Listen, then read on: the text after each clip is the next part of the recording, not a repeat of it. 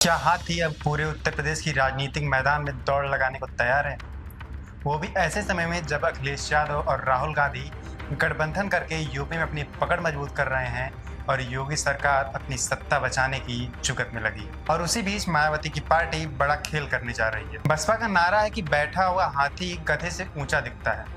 तो ऐसे में क्या मायावती अपने संगठन की मजबूती दिखाकर दलित वोट बैंक को इकट्ठा कर पाएंगी? और अगर ऐसा हुआ तो क्या बसपा, सपा, कांग्रेस और भाजपा के लिए नई मुसीबत होगी? इस वीडियो में जानते हैं कि 9 अक्टूबर को बसपा द्वारा आयोजित इस कार्यक्रम का यूपी की राजनीति पर क्या असर पड़ेगा। उत्तर प्रदेश की राजनीति में एक बार फिर हलचल मची हुई है। जिस बसपा को कुछ साल पहले राजनीतिक गलियारों में समाप्त मान लिया गया था, वह अब फिर से उठ खड़ी हुई। बसपा के कई नेता अपने कार्यकर्ताओं में उत्साह भरने में जुटे हैं। दरअसल मायावती 9 अक्टूबर को कांसीराम की पुण्यतिथि पर आयोजित होने वाले राज्यव्यापी कार्यक्रम के माध्यम से सख्त प्रदर्शन करना चाहती हैं और साफ संदेश देना चाहती है कि भले ही हालिया विधानसभा चुनाव में वोट शेयर घटा हो, लेकिन संगठन की मजबूती अब भी बरकरार है। यह कार्यक्रम केवल कार्यकर्ताओं को उत्साहित करने का माध्यम नहीं है, बल्कि 2027 के विधानसभा चुनाव का आधिकारिक आगाज भी माना जा रहा है। बसपा के प्रदेश अध्यक्ष से लेकर जमीनी स्तर के पदाधिकारी इसे 2027 का ट्रेलर कहकर प्रचारित कर रहे हैं। आपको बता दें कि मायावती की इस पहल का मुख्य उद्देश्य पार्टी के घटते जनाधार को फिर से मजबूत करना है। दरअसल 2007 में बसपा ने 206 सीटों पर विजय प्राप्त की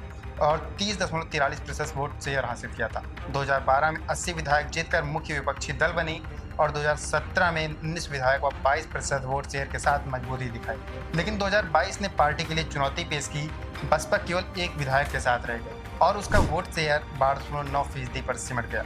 2024 के लोकसभा चुनाव ने स्थिति और बिगाड़ दी। वोट शेयर घटकर 9.24% रह गया और सीटों की संख्या शून्य हो गई। बसपा के वोट शेयर घटने का मुख्य कारण उनकी कोर वोटर्स दूसरे दलों की तरफ आकर्षित हो रहे हैं और बसपा की इसी कमजोरी का फायदा उठाने में चंद्रशेखर जैसे नेता कामयाब रहे। पश्चिमी यूपी में उन्होंने अपनी पैठ मजबूत की और 2024 के लोकसभा चुनाव में नगीना सीट से जीतकर देश की सबसे बड़ी पंचायत में पहुंच गए। इसी के साथ साथ पिछड़ी जातियों के नए दल भी अस्तित्व में आ गए, जबकि दलित वोट बैंक का एक बड़ा हिस्सा सपा कांग्रेस गठबंधन की ओर चला गया। मायावती ने इस कार्यक्रम को सफल बनाने के लिए 11 सदस्यीय कमेटी बनाई है, जिनमें सतीश चंद्र मिश्रा, विश्वनाथ पाल, मेवालाल गौतम, राम अवतार मित्तर, घनश्याम करवार, मुनकात अली, नौशाद अली, अभिषेक अम्बेडकर, अखिलेश अम्बेडकर, शैलेंद्र गौतम, गिरीश जाटव और लखनऊ जिला इकाई शामिल है। यह टीम पूरे प्रदेश के जिला में कार्यकर्ताओं की उपस्थिति और गाड़ियों की व्यवस्था का लगातार जायजा ले रही। दूसरे प्रदेशों से भी कार्यकर्ताओं को ट्रेन और बस के माध्यम से लाने की तैयारियां चल रही। इस कार्यक्रम में मायावती के भतीजे आकाश आनंद उनके साथ नजर आएंगे। पार्टी सूत्रों का कहना है कि मायावती आकाश को यूपी में सक्रिय कर सकती हैं और यह संकेत दे सकती हैं कि बिहार चुनाव के बाद उनका पूरा फोकस यूपी पर होगा।